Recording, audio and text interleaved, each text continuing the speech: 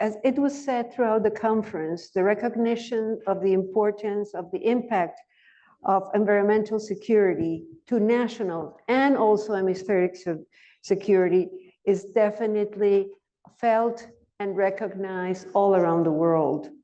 And at the same time, the speakers that preceded us had indicated that the environmental security can hamper the work that security forces are doing to reduce the insecurity of the region.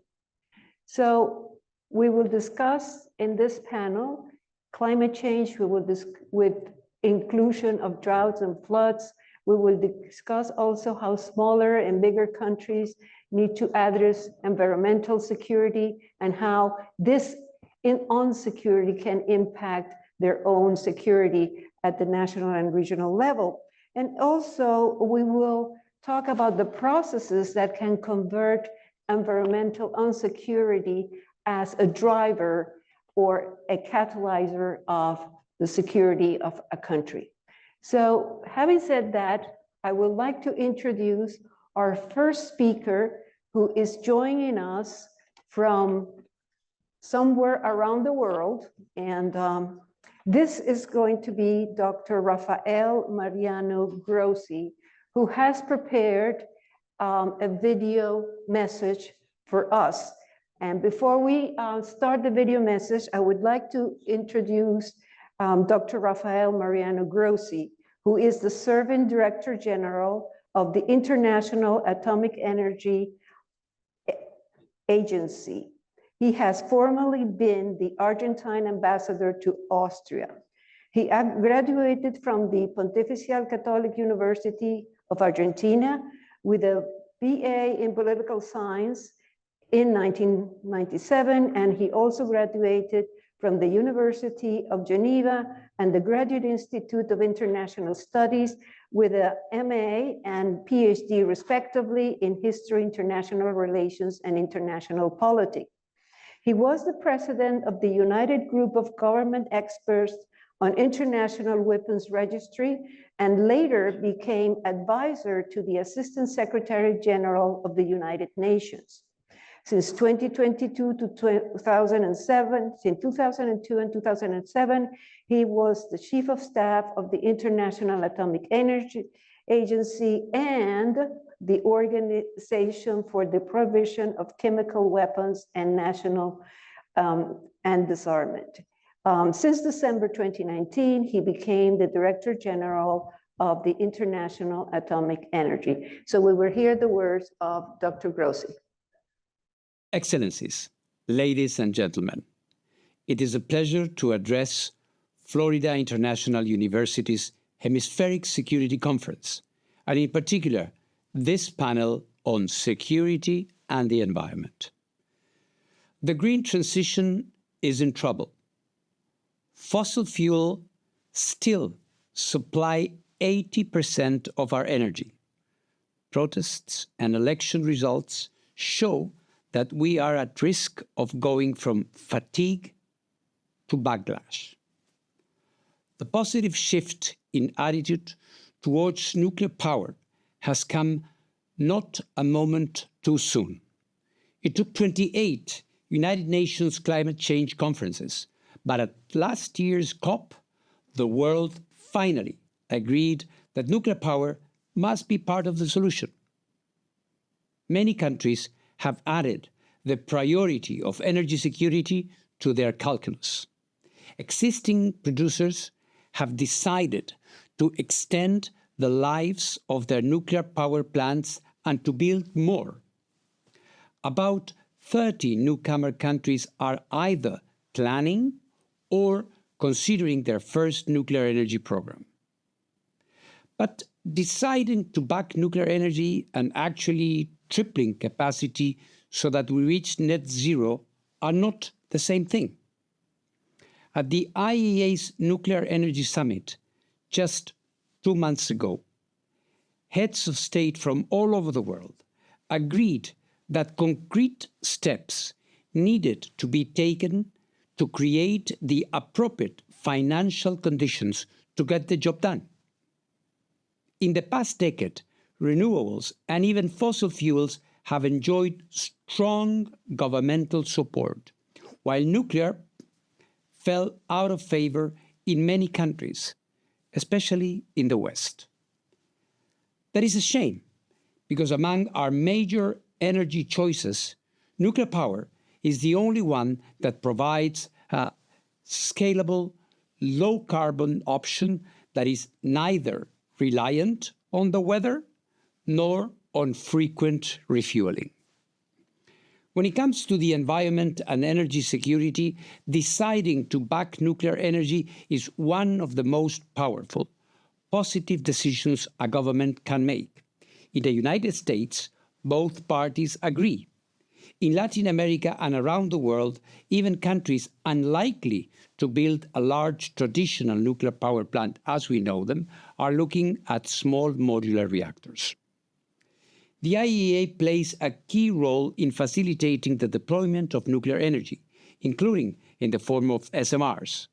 Our Nuclear Harmonization and Standardization Initiative, or NESI, brings together regulators and industry in two different tracks to harmonize regulatory approaches and increase design standardization so SMRs reach their markets safely and in good time.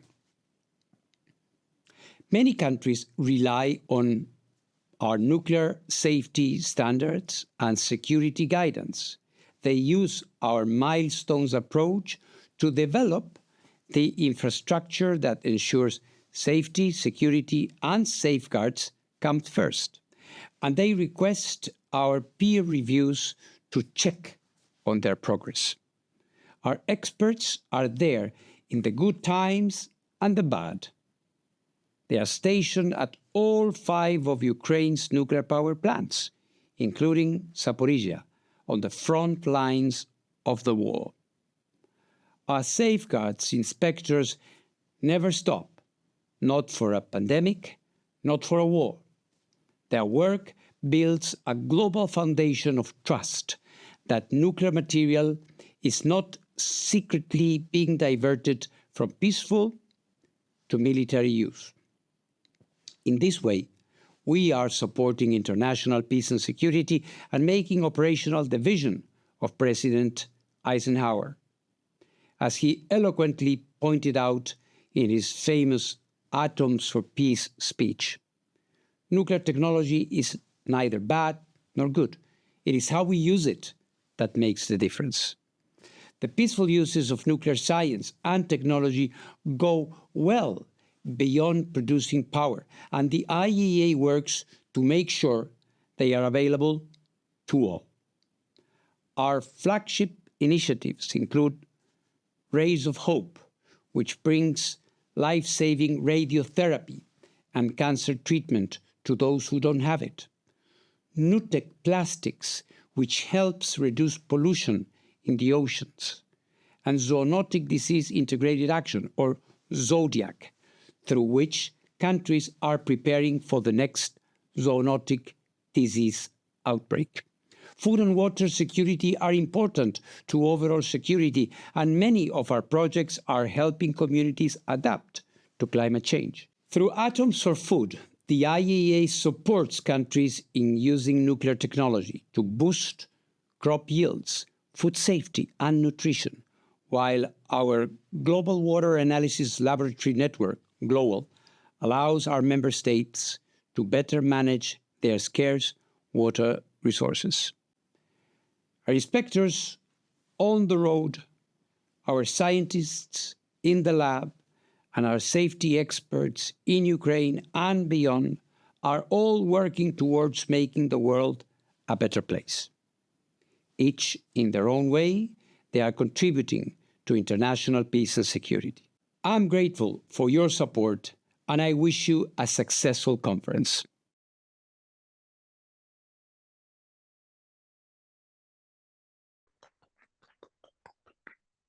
We thank very much Dr. Rafael Grossi for having taken the time to send us this message Unfortunately, he will not be here during the time of questions because right now where he is, it's 3 a.m. in the morning. So we thank him for being with us. With that, I will proceed now to present our distinguished speakers for this session. And first, we have Dr. Claudia Nathanson from Argentina.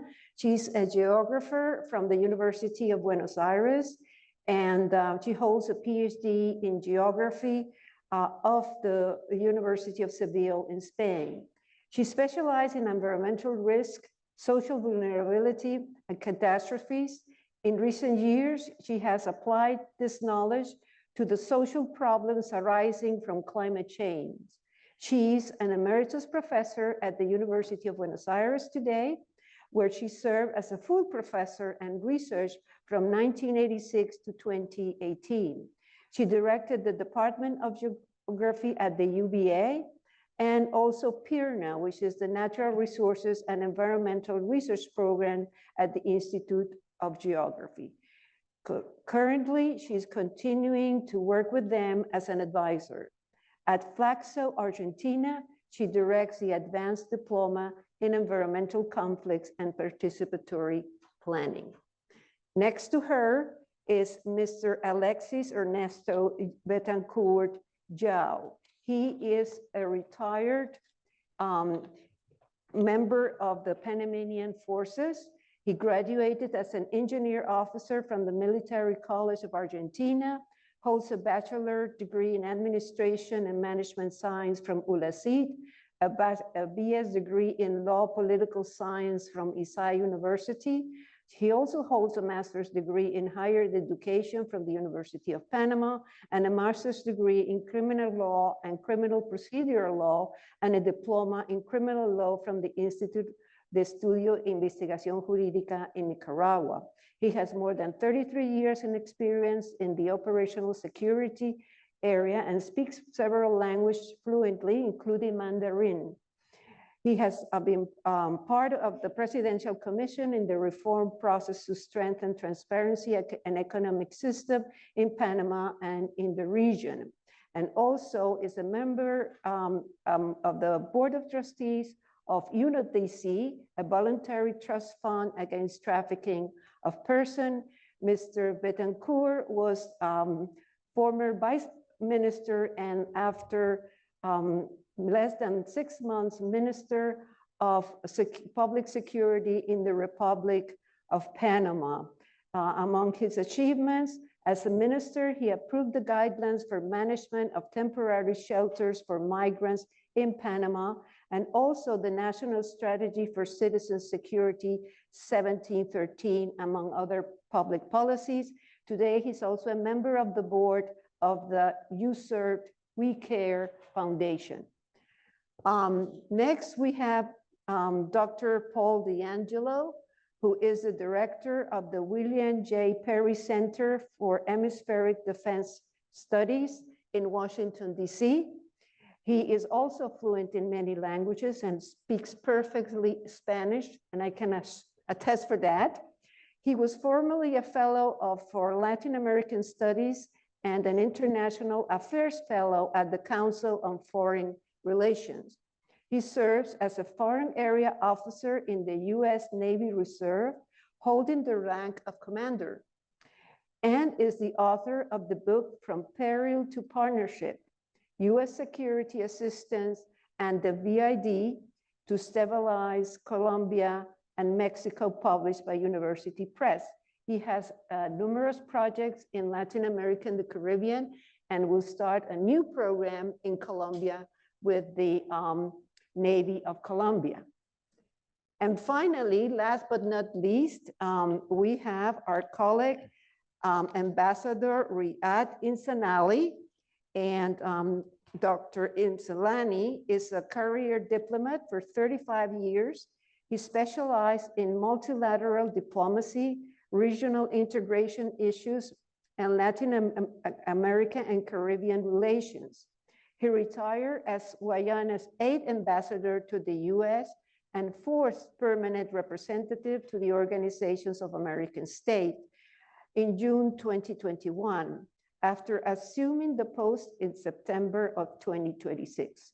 He received Guyana's third highest award, the Cacique Crown of Honor in 2019 National Honors, also for long and distinguished services in the field of diplomacy and international relations. He is currently a non-resident senior fellow at the Caribbean Institute of the Atlantic Council's Adrienne Ash Center for Latin America, a fellow with the Caribbean Policy Consortium, and the senior Caribbean advisor at Transnational Strategy Group in Washington, D.C. He's also associated with the University of Guyana Foundation and is an inaugural member of the Global Advisory Council of the Presidential Prison in Charlottesville, Virginia, and an honorary associate fellow of the Center for Caribbean Studies at the University of Warwick in the UK. So we're going to start our discussions with this distinguished group of panelists. And the first question will go to Dr. Claudia Nathanson. And from the perspective of water security, which, as you know, has been identified as an unconditional element to be met in order to attain the Sustainable Development Goal number 6. From the perspective of your country, and in particular in view of the droughts that have been very severe for Argentina, how do you see that the proliferation of these eco-hydrological or hydrologic events will impact security in Argentina or in South America? Well, thank you very much for your answer, for your asking, and I will speak in Spanish in order to be more effective. Please. Thank you for the invitation. Thank you to the university, and thank you to TAEDA to help me to be here. Bueno, la seguridad del agua se encuentra en la base de procesos vinculados a la vida de los ecosistemas y de las sociedades humanas.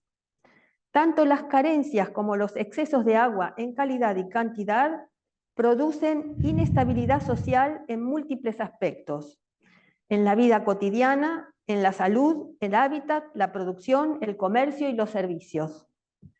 Por estos motivos, resulta relevante garantizar la seguridad hídrica en salvaguarda del recurso y a la vez para evitar desastres en forma de inundaciones y sequías en salvaguarda de las personas.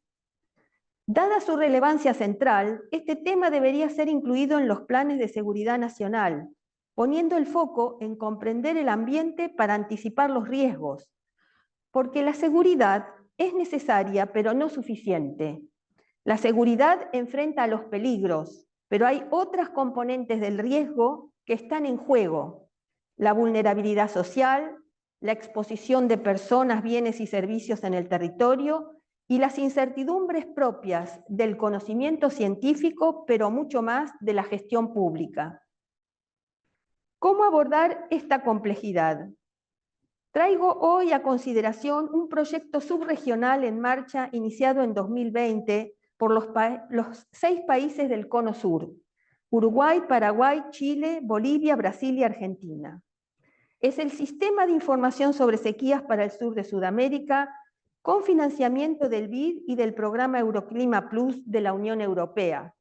Se trata de una institución virtual formada por las organizaciones meteorológicas nacionales, cuya coordinación está en el Servicio Meteorológico Nacional de Buenos Aires.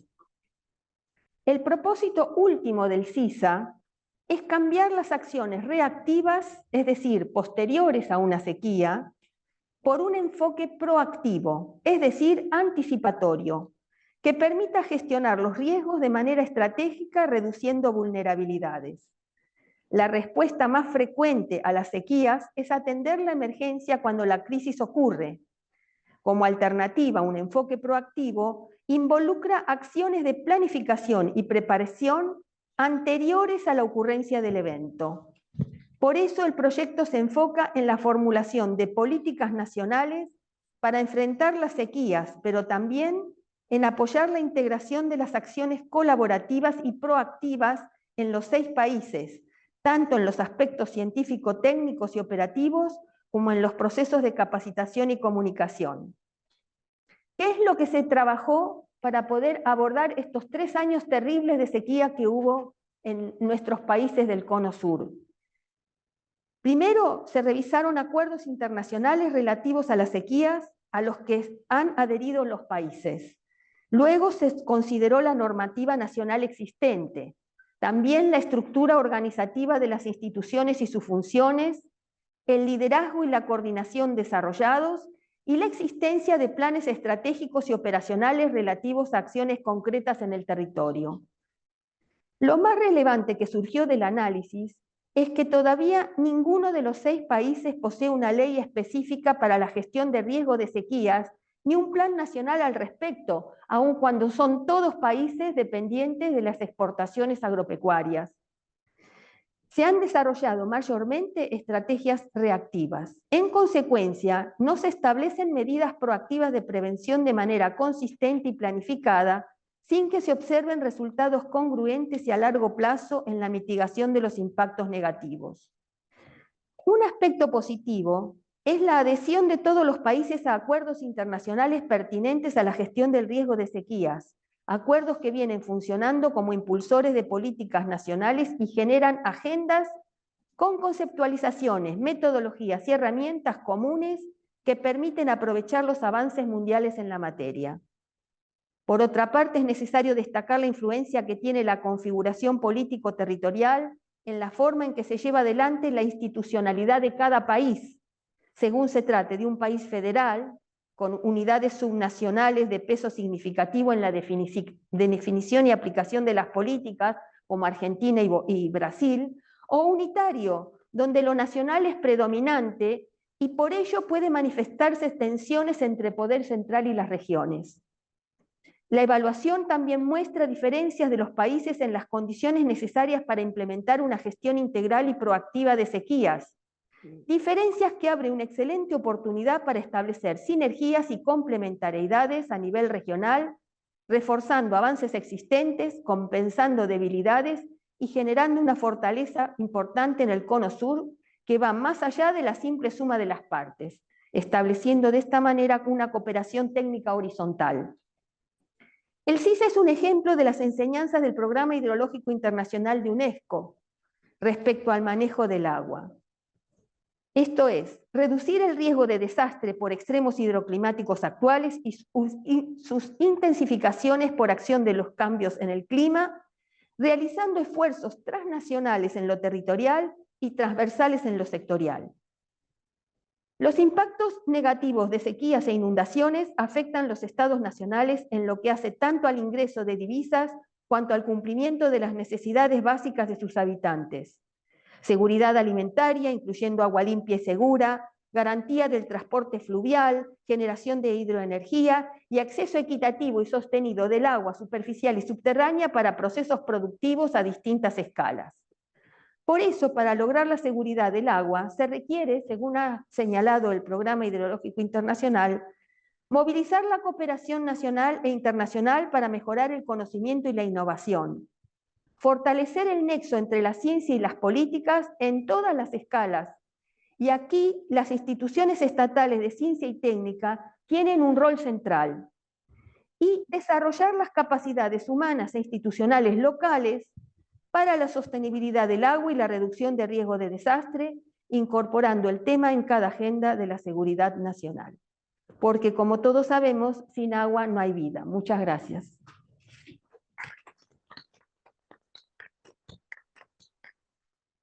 Thank you, Claudia, for the thoughts that you have shared with us. Very interesting, and we'll come back to those during the second part of our discussion. And so now we have the participation of Minister Betancourt and your, I will say, long and successful work within the military forces of Panama has not just helped the development and the transition of these forces from a repressive body to a helping body. And in that context, your work also with migratory processes, especially in areas that are very sensitive in terms of its environment, like it's Darien and other places, was fundamental. So could you share with us your experiences? What were the challenges? How you address them? And what counsel you can give or guidance to other countries that are experiencing similar problems with these migratory processes throughout the hemisphere? Thank you very much.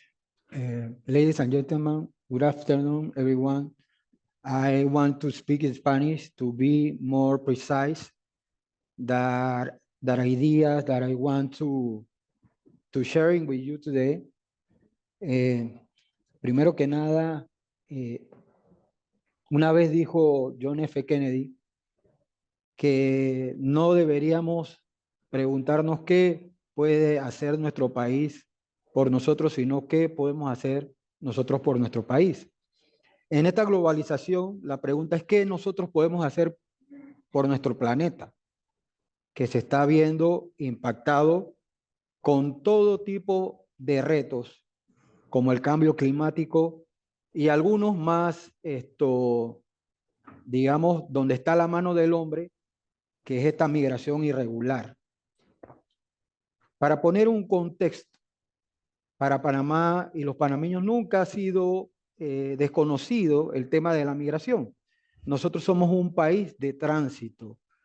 Nuestro segundo principal valor después de las personas es nuestra posición geográfica. Por eso ahí está el canal.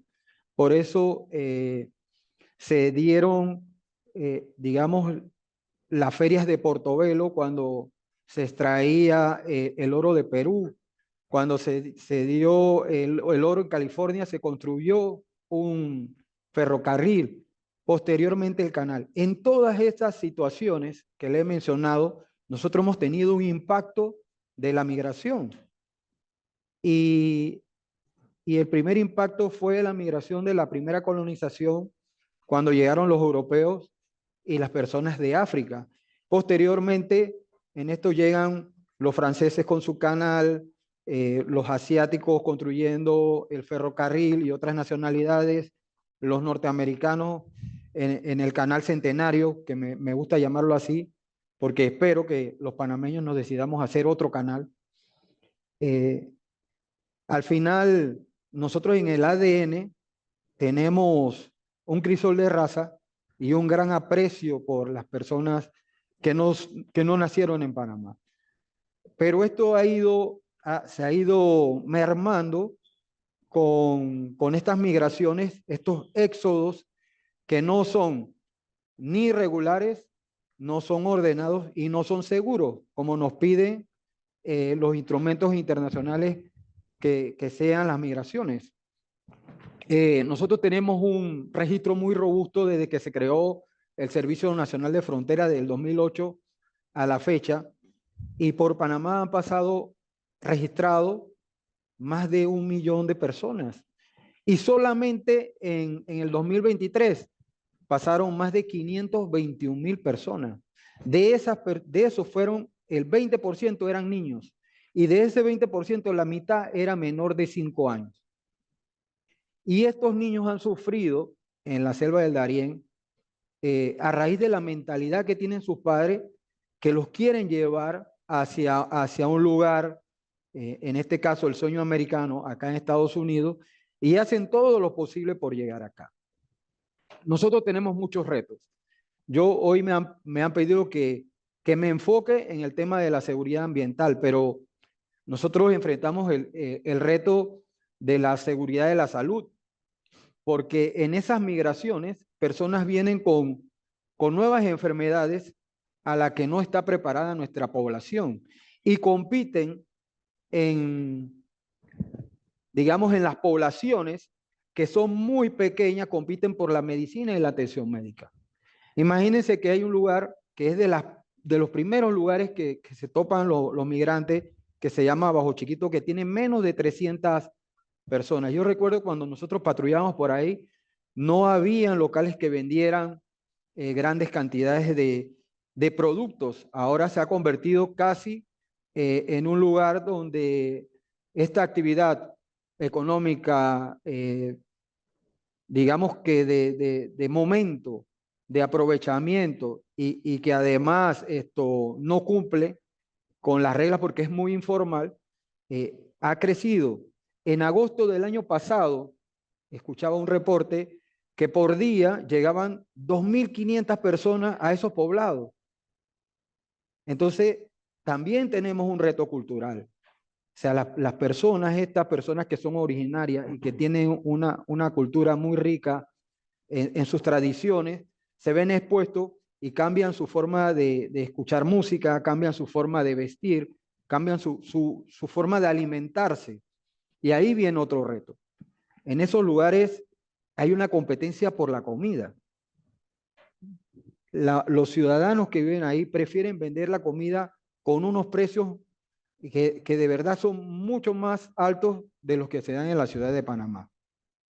Tenemos otros retos como las organizaciones transnacionales criminales, como la del Clan del Golfo, que como ve interrumpida el proceso del tráfico de drogas, ve como una alternativa que cobrarle a los migrantes que se mueven por sus territorios. Nosotros tenemos 5 rutas principales identificadas. 3 salen de Necoclí, en Colombia, van a Bajo Chiquito, que ya se lo mencioné, Canamembrillo y Zapayal. Hay una que es más hacia el Pacífico, que sale de la comunidad de Turbo en Colombia hasta Paya. Y hay otra que es en el Pacífico, que va de Jurado a Jaque, que esta es un poco más, utilizan embarcaciones. Pero en estas rutas, nosotros tenemos 3 lugares protegidos importantes. Uno, le puedo mencionar, es la Reserva Hidrológica Sierra de Alto Darién. Una reserva hidrológica, nosotros estamos hablando de protección del agua, que el agua es vida, que el 30%, escuché a los panelistas anteriores y de ayer, el 30% del agua lo tienen los países de Latinoamérica. Nosotros estamos tratando de proteger esa reserva hidrológica. Después tenemos el bosque protector de Alto Darién. Y por último, creo que es el más importante, es el Parque Nacional Darién, que tiene 579.000 hectáreas. Es el parque más grande de Panamá o la reserva más importante de Panamá y de Centroamérica. Es el pulmón de esta región.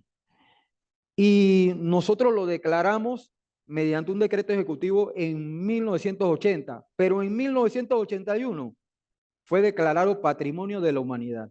O sea que nosotros estamos contribuyendo a custodiar estos patrimonios. Y en el 83, en 1983, la UNESCO lo declara Reserva de la Biosfera.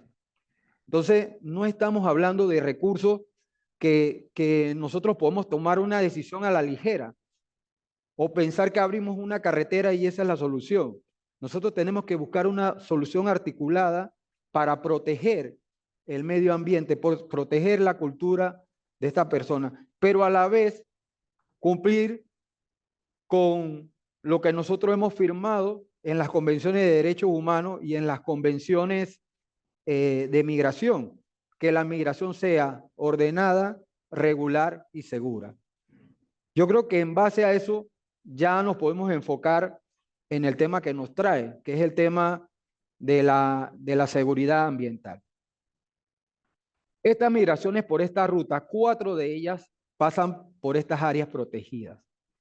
Y lo primero tiene un impacto directo porque se deforesta y se daña el sotobosque.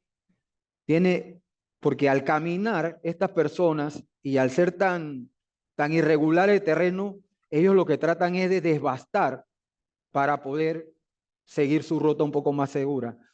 Está la contaminación y la erosión de los suelos. Dejan basura inorgánica y basura orgánica y también excretas humanas. O sea, al final también contaminan los cursos de agua. Nosotros tenemos 37 quebradas y 20 ríos identificados que están siendo impactados a través de este tránsito por estas zonas. Yo recuerdo que en los patrullajes que hacíamos, tratando de ayudar a estas personas, lo primero que te preguntan es cuánto nos falta para llegar al pueblo más cercano. Y lo segundo es que te piden agua. Y nosotros te piden agua para sus niños y nosotros le damos de nuestras cantimploras el agua. Y antes nosotros podíamos recolectar agua directamente de los ríos, pero ahora no lo podemos hacer. Entonces, nos crea también problemas en las operaciones y nos distrae también de las operaciones de seguridad en contra de este crimen organizado porque tenemos que estar trabajando en el tema humanitario. Otro tema importante es que ahí hay una frágil, digamos, convivencia de lo que es la fauna en el lugar.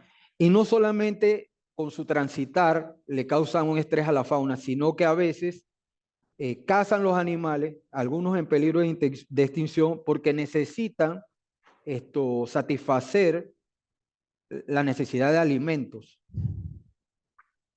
Ese es otro impacto que tenemos sobre esta región. Hay algunas que son indirectas, a veces se dedican porque ven oro en los ríos y se dedican a la minería irregular. También tenemos problemas dentro de los poblados indígenas porque compiten por los espacios, también con la acumulación de basura que se da en los pueblos y la acumulación de basura que se da en las rutas. Miren, nosotros estuvimos haciendo un análisis sobre la basura que queda en la ruta. Normalmente, un tránsito de estas personas, según la ruta, algunas son de 9 a 10 kilómetros y la más larga es de 35 kilómetros. Ellos duran de 5 a 10 días en ese caminar.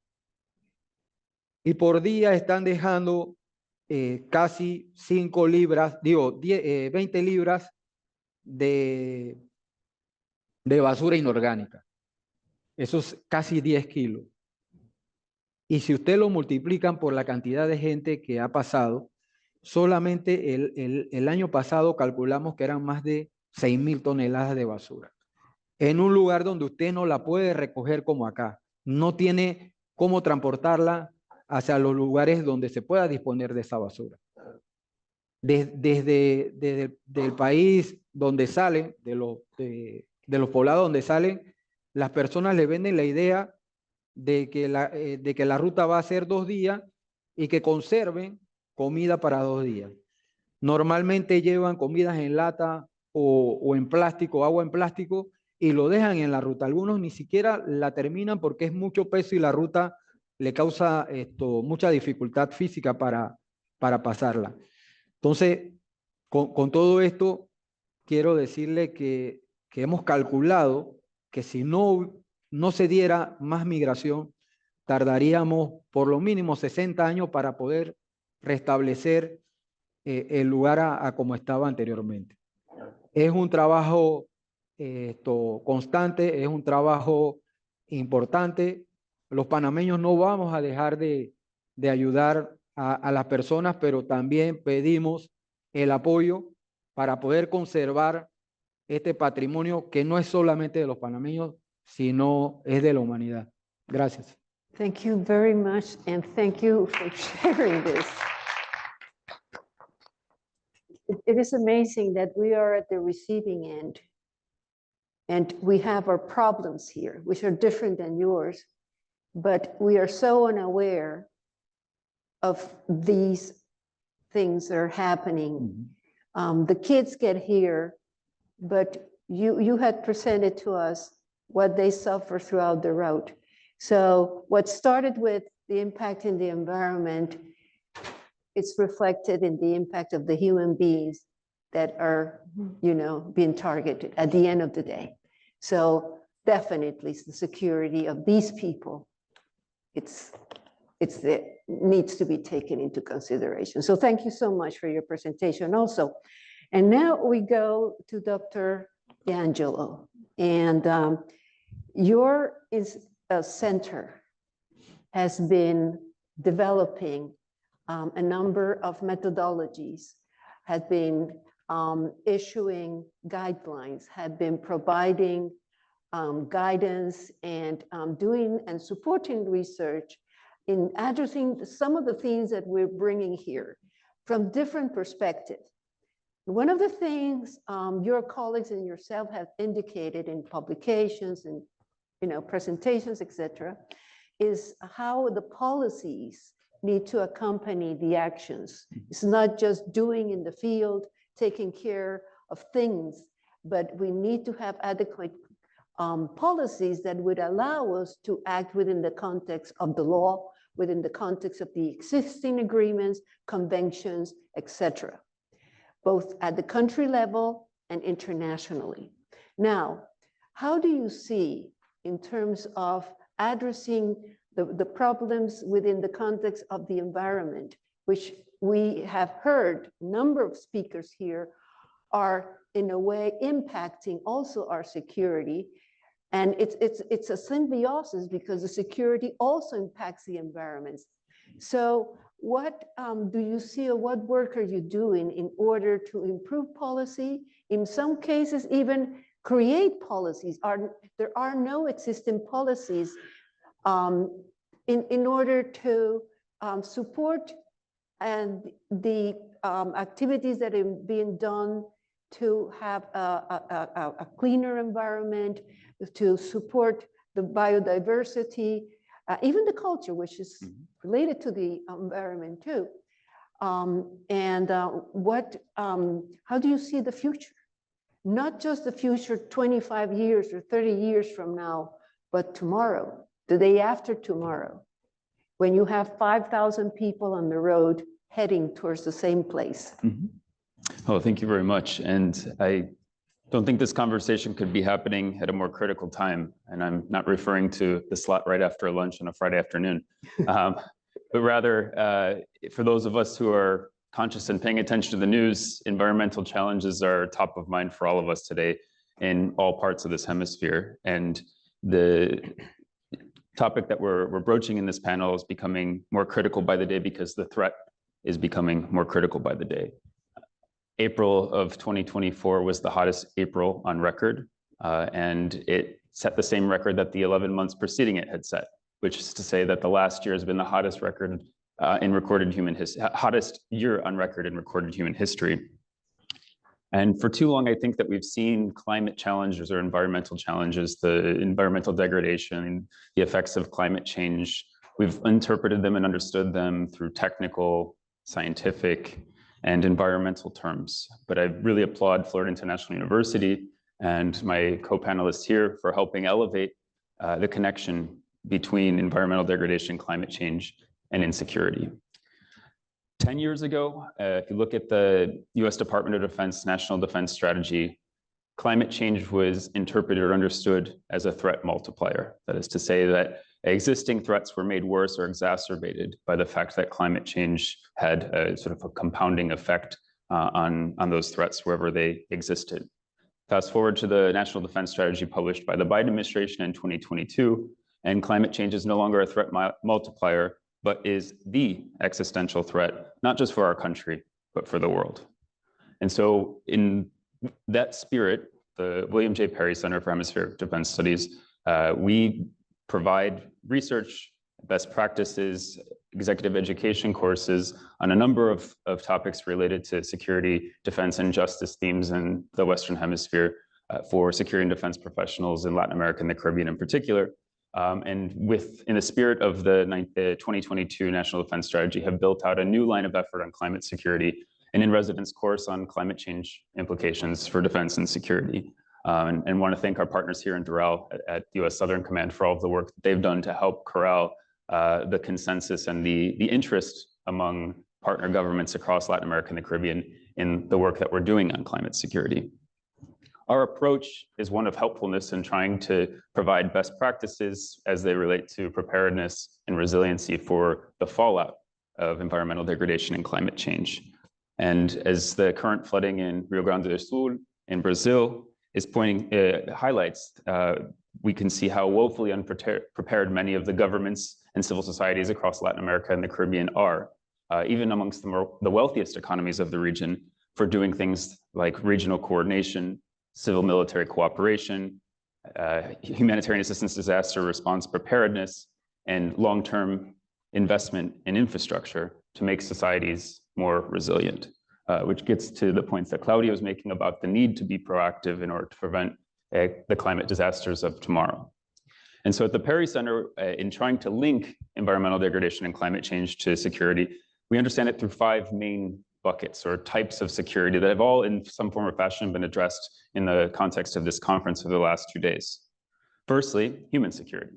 And this gets to some of the points that my 2 colleagues have just previously made.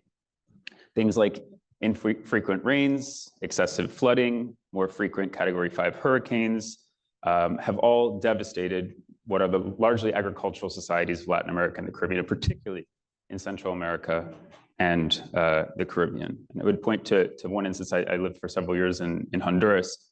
In Honduras, subsistence farmers and large agribusiness both depend on something called the canicula, which is a dry period in the center of the summer in which most farmers will plant their second crop. And then they depend on a rainy season for that crop to grow, and then they will harvest at the conclusion of that rainy season. The canicula has varied for the last decade in a way that farmers who have been farming the land in Central America for centuries could never have prepared for. The period of the canicula varies anywhere between 2 weeks and 7 weeks. The time of year in which it happens has varied across months. And so now what we're seeing in many subsistence communities is that farmers are producing about half of the food that they were able to produce just a decade ago. Likewise, if we look to the warming waters in the Caribbean and the Pacific, fish stocks are being depleted, a process that is also accelerated by overfishing, something that we've also discussed in some of the panels, IUF fishing. And of course, when you're looking at food stocks and agribusiness, there are always human development concerns like malnutrition and stunting, which fuel the kinds of human responses that produce the mass migration that we're seeing, not just across the hemisphere, but across the globe today. Moving beyond human security considerations, we have economic and energy considerations and the fallout for economic and energy security. The El Nino phenomenon, which is something that has affected Latin America and the Caribbean more acutely in the last couple of years than it had in previous decades, is expected to cost Latin America and the Caribbean $3 trillion in GDP in just the next 10 years. There are mitigation and adaptation measures that can be taken to adjust for some of the economic fallout of that. But so far, if we look at the way that green energy investments are being made in Latin America and the Caribbean today, not all green energy is made equal. And if you, in the smaller economies of Latin America and the Caribbean, are largely dependent on hydropower, which in a period or in a terrain of decreasing water resources is going to put many countries on their back feet when rivers start to run dry, which will lead to power shortages and affect the productive capacity of economies across the region. So I point to that as one of the main risks. There are also criminal considerations, as Minister Bittencourt mentioned. And in fact, criminal groups, smuggling outfits, human trafficking outfits are benefiting from environmental fallout. And they're finding, as economies are in jeopardy due to environmental considerations or due to things like the pandemic or economic recession, et cetera, communities of recruits to entice into their illicit activities and operations. Annually, $280 billion or environmental crimes committed by criminal groups amount to about $280 billion in economic losses globally, which is just to say that in Latin America and the Caribbean, where the environment and the resource-rich environment represents economic opportunities, drug trafficking organizations tend to launder their money in the most land-intensive activities like the timber industry or the cattle industry, which have fueled additional deforestation and have accelerated the worst effects of climate change. And then finally, and this is where I think we spend an inordinate amount of our time and where I think the Perry Center can be a useful partner to governments and civil society across Latin America and the Caribbean, is in looking at institutional security. When you have a scenario of an environmental hazard or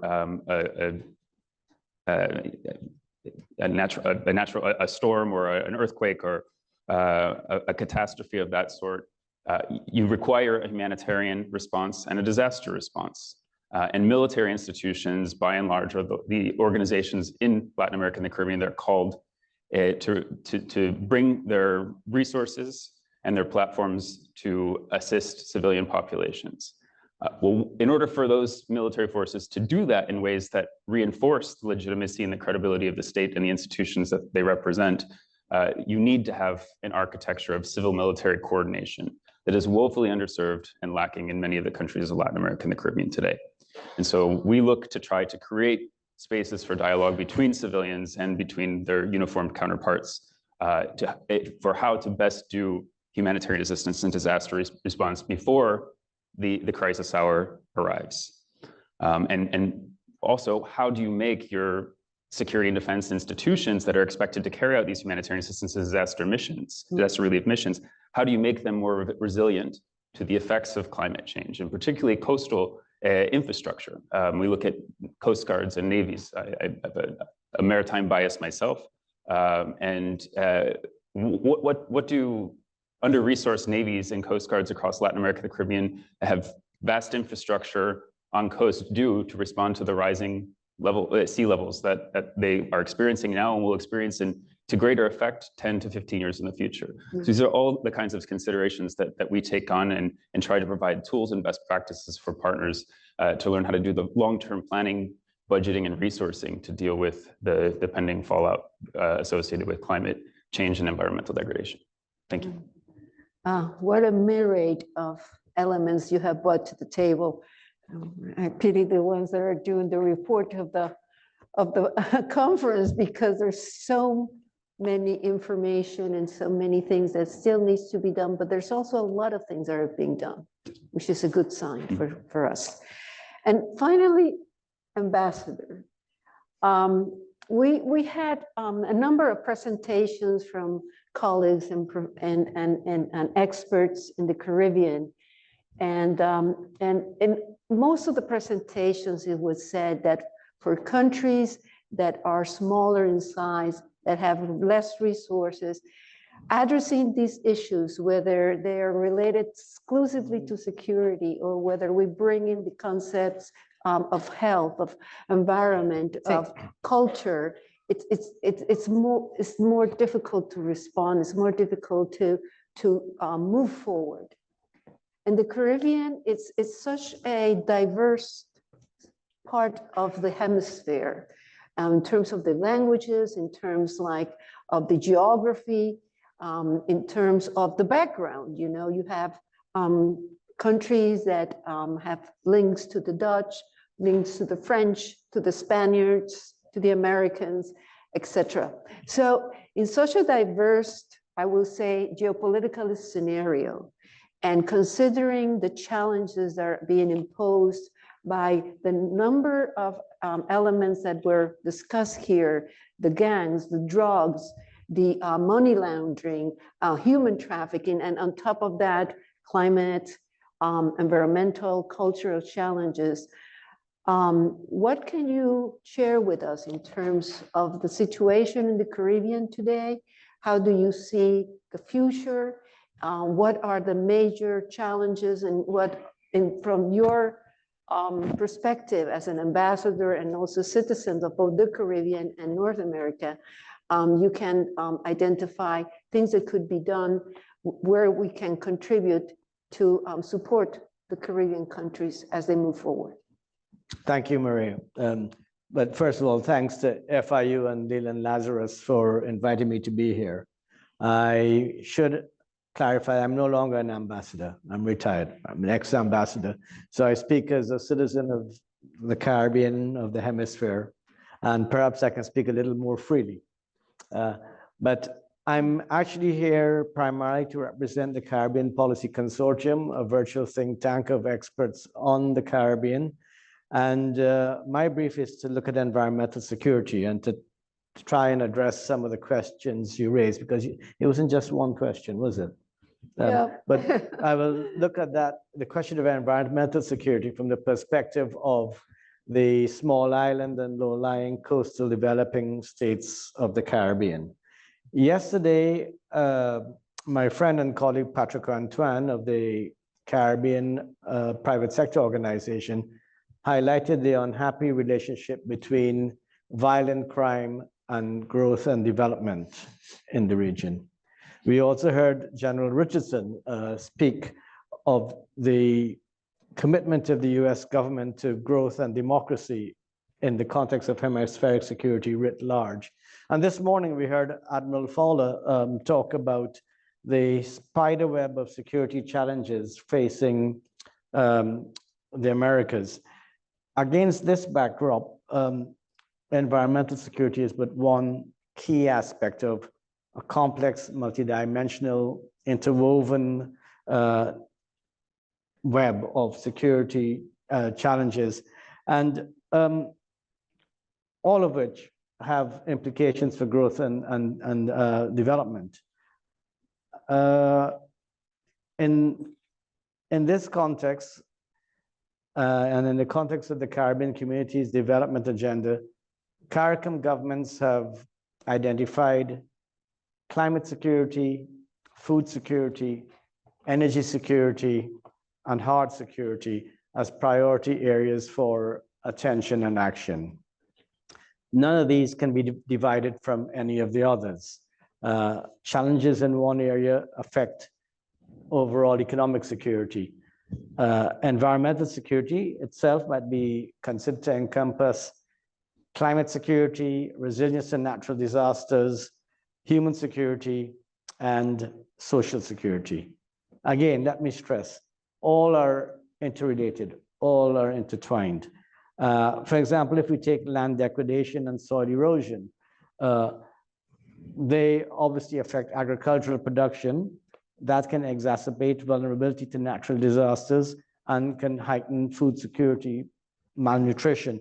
If taken to the extreme, you have the knock-on effects that can include arrested development, increased poverty rates, higher crime, increased migration, and the list goes on. And it becomes a vicious cycle of underdevelopment and instability and insecurity. I have a list of some of the challenges under the rubric of environmental security. I notice the clock is ticking, but if you will allow me, I think it's important for you to understand just how complex this situation is.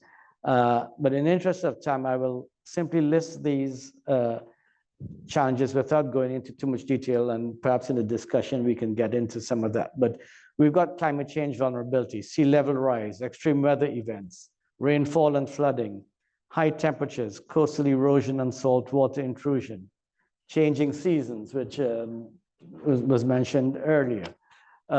We've got biodiversity loss, water scarcity and quality is something that Claudia touched on.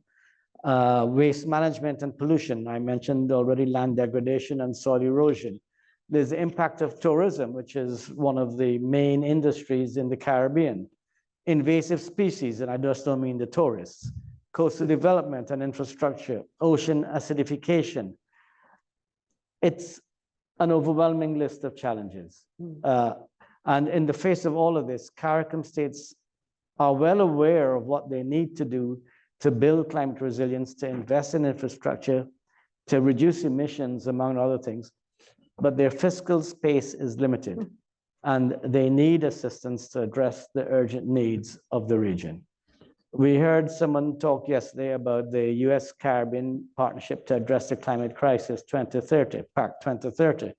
This is a very welcome initiative by the US government, by the Biden-Harris administration to assist Caribbean countries in facing up to climate adaptation and resilience and the clean energy transition. But as always, more is needed, more needs to be done, and the US itself can do more to assist the Caribbean. The US should take the lead among developing countries and with developing countries, and including other hemispheric partners of the G20, Argentina, Brazil, Canada, and Mexico, to support the thrust to reform the global financial system, especially with regard to the graduation criteria for small states, to allow for financial flows for building climate and natural disaster resilience. Specific areas for assistance could also include debt relief for high-impact disasters, simplifying access to climate finance, incorporating vulnerability criteria in financial allocations, and committing new funds for climate-related loss and damage. The region's environmental security and overall economic security depend on building capacity for investment in climate resilience and adaptation, and to address these challenges, because what affects the Caribbean region, our region, ultimately affects the whole hemisphere. And I'm at 0 seconds. I thank you for your attention. Thank you very much.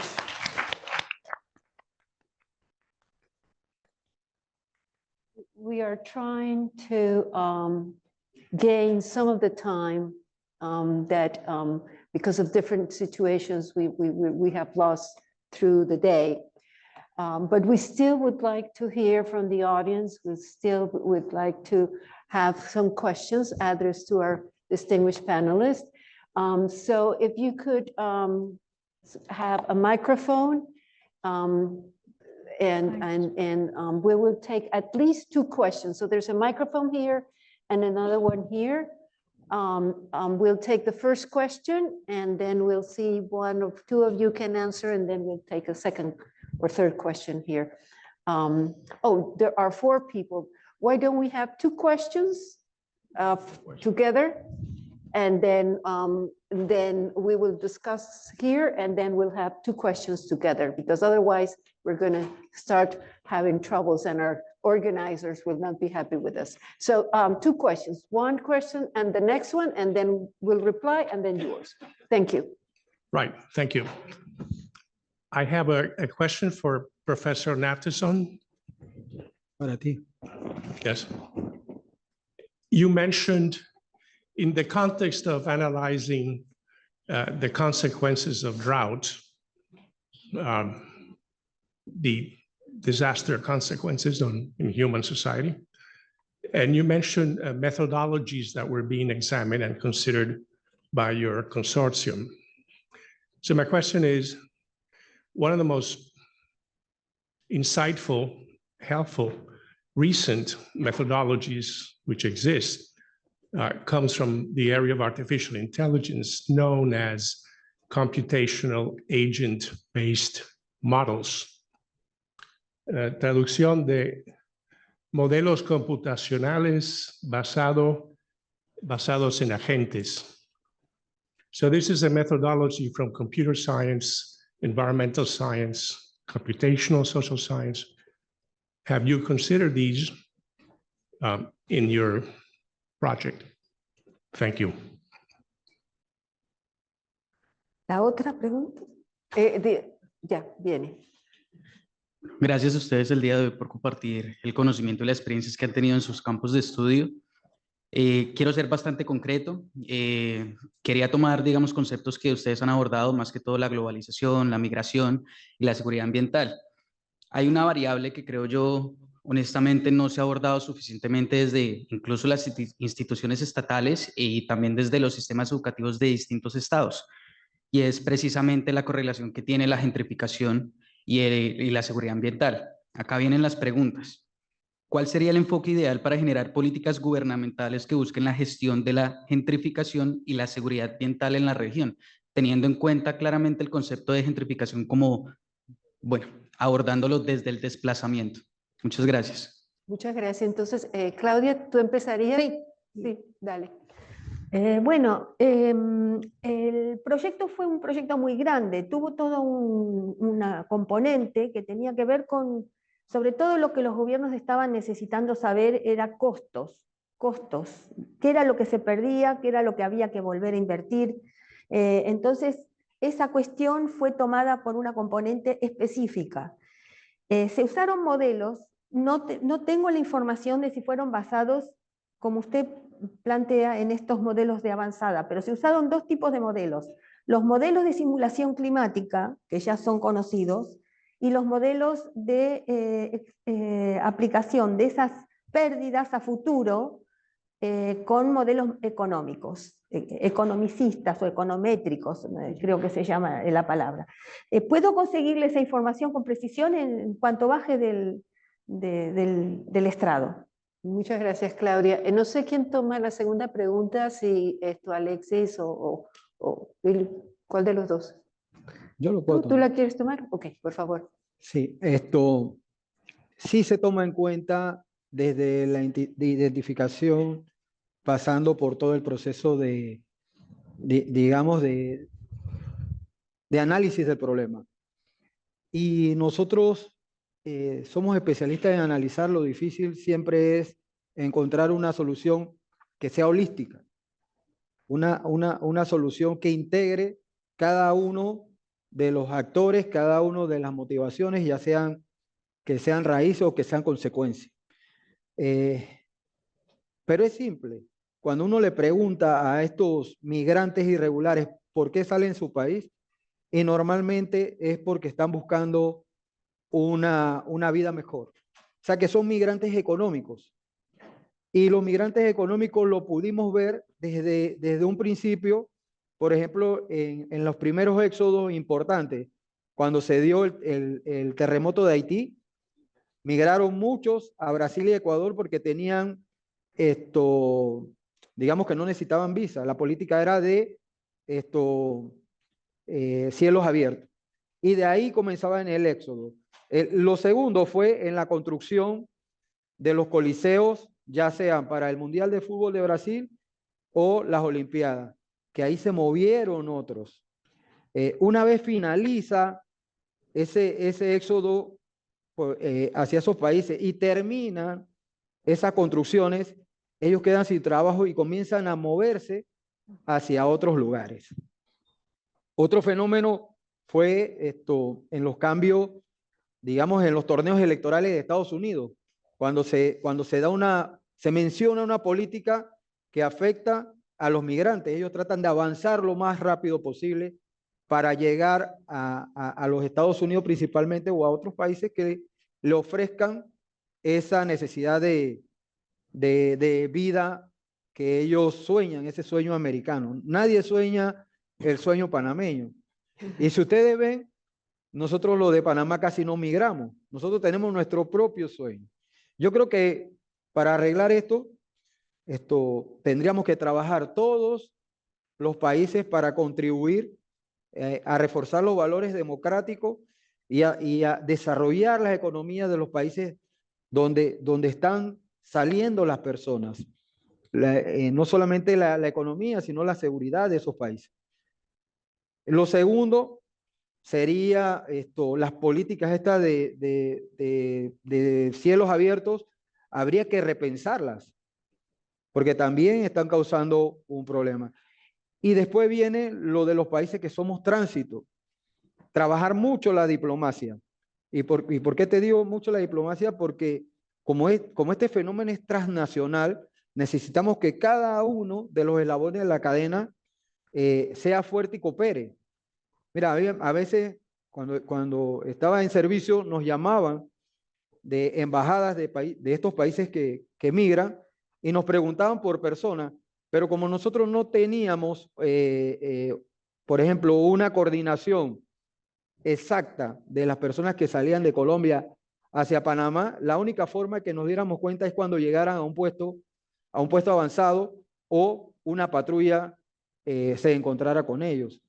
Y al final, ese trabajo sí se hizo con Costa Rica, por lo cual nosotros implementamos una serie de políticas para que la presión de la migración no fuera tan fuerte a Costa Rica. Hay muchas cosas más por hacer. Yo escuchaba y leía algunos informes internacionales sobre algunas debilidades que tienen los países y a nosotros nos hablaban de que no hacíamos lo necesario para que las personas pidieran refugio. Yo no sé qué es lo necesario. Yo creo que hay que hacer un glosario de términos para poder enfocar las cosas, porque en Panamá es gratis pedir refugio y solamente tienes que cumplir con el requisito de que estás huyendo de la violencia o de la guerra y de que no puedes regresar a tu país. Nosotros tenemos un artículo número 30 en un instrumento legal que te es un formulario que te dice qué tienes que hacer. Y desde el artículo 6 hasta el artículo 15 te dice tus derechos, que no puedes ser expulsado, que no puedes ser deportado, que el bienestar superior del menor, que no puede ser discriminado, la confidencialidad, todo está. Pero la gente no quiere el sueño panameño, quiere el sueño americano. Entonces tenemos que trabajar en esa narrativa, tenemos que trabajar en esa diplomacia, tenemos que trabajar en acciones concretas para poder que a todos los niveles se dé una solución a este problema, que este problema es de todos. Sí, así es. Esto, si me permiten, el señor Don Mario había pedido la palabra, le vamos a permitir que tome el micrófono y la señorita, y entonces ya, and then we will finish, okay? So if you could be very precise in your questions, we will appreciate it because we are now off schedule. Bueno, muchas gracias. Como me presenté anteriormente, soy Leticia Vaquerizo, cónsul de Ecuador aquí en Miami. Tengo dos preguntas. Una principalmente respecto a los efectos del cambio climático. Sabemos que eso no se lo puede controlar. Tal vez una guerra, tal vez un grupo criminal se lo puede hacer, pero no al cambio climático. Se lo puede prevenir, como bien lo señaló. Pero ¿qué pasa cuando la afectación es a nivel regional? Ustedes hablaron del Cono Sur, nosotros podemos hablar de la comunidad andina, tenemos una unidad que trata este tipo de riesgos, pero ¿cómo procesarlo a nivel regional? Porque en el momento en que un país tiene una crisis de sequía y el otro país tiene también la misma crisis, los recursos no son los mismos, pero debería haber una alianza para que pueda ayudarse a la población que es la más afectada. Y la segunda pregunta va con el tema migratorio. El tema de seguridad efectivamente es importante. Nosotros como país, como Ecuador, hemos trabajado y desarrollado mucha política, mucha narrativa en el tema migratorio. Coincido con el expositor de Panamá. Y va dirigida la pregunta a usted, porque el Darién se ha convertido en la nueva ruta para poder llegar al sueño americano, como ustedes bien lo señaló. Sin embargo, debemos de trabajar en el sueño ecuatoriano, el sueño panameño, el sueño argentino, para que nuestros compatriotas decidan quedarse en el país. ¿Qué pasa? ¿Qué políticas han adoptado a nivel de contrarrestar a estos grupos criminales que utilizan el Darién para poder trasladar, o sea, tráfico humano para poder, ofreciéndoles el sueño americano, que utilizan estas rutas, pero que no se vean ellos afectados, nuestros compatriotas o de otras nacionalidades, debido a que están buscando una mejor condición de vida, pero al mismo tiempo están siendo víctimas de grupos criminales que están trabajando en estas zonas? Gracias. Sí, yo me voy a permitir como moderadora de una pequeña modificación. El aspecto de cambio climático, si ustedes, one of you could reply to that. And the migratory one, we're going to leave it for the coffee, if you don't mind. We can have it, and so that we go into another team, and then we'll have the last question. No, can we hear the second question? Yes, so that's what I mean, Yeah. that we have the last question. Si es tan amable, por favor, su pregunta, para entonces contestarla en conjunto. Ok, muchas gracias, felicitaciones, excelente la ponencia de los panelistas. El amigo del Centro Perry habló del vínculo entre cambio climático, seguridad y también cómo impacta esto en la actividad económica. Yo le agrego económica comercial. Sabemos que la humanidad reacciona a veces o muchas veces cuando los problemas se producen, como dijo hoy muy bien el amigo del general Echegóyen en la zona sur en Brasil, como podría haber dicho a partir de un elemento de seguridad que no es cambio climático, cuando se cerraron todas las fronteras en Estados Unidos el septiembre 11, los miles de millones de dólares que en pocos días se dejaron de comercializar con los países vecinos. Pero voy a ser muy preciso y concreto vinculando el antecedente del amigo del Perry con el amigo de Panamá, porque si hay algo que no solo en la región, en el hemisferio, podríamos decir en el mundo, el cambio climático tiene o podría tener un impacto altísimo, es la sequía que afectó, entre otras cosas, al Canal de Panamá. Y pensar que el Canal de Panamá se quede un día, 2, 3 sin funcionamiento, produciría no solo un daño brutal para la economía de aquellos que utilizan el Canal de Panamá, para el propio país, también con connotaciones de seguridad, porque en un caso de emergencia, el Canal de Panamá sabemos que cumple funciones no estrictamente comerciales. Dicho esto, la pregunta concreta es, ¿qué imagina, supongo que no debe ser solo Panamá, la región o Estados Unidos, ante la profundización en el cambio climático de estas alternativas para que el canal siga funcionando? Muchas gracias. I find my canal is just too long a question to answer. So what do you deal about the climate in general? And then you don't, okay, go ahead. Sure. Well, okay. In response to the first question, I will just say that one of the biggest challenges that we have in terms of regional coordination cooperation is that countries, let alone the collective of countries of this hemisphere, have severely underinvested in things like measuring, monitoring, and evaluation. And so we actually don't know what the magnitude of the climate or the environmental crisis is today and what it will be tomorrow, because we don't have historical data for most of the environmental substations that have been established over the last 10 to 15 years across the region. And so there's an information sharing or challenge that we confront in trying to predict future trends because we don't understand from where we've come.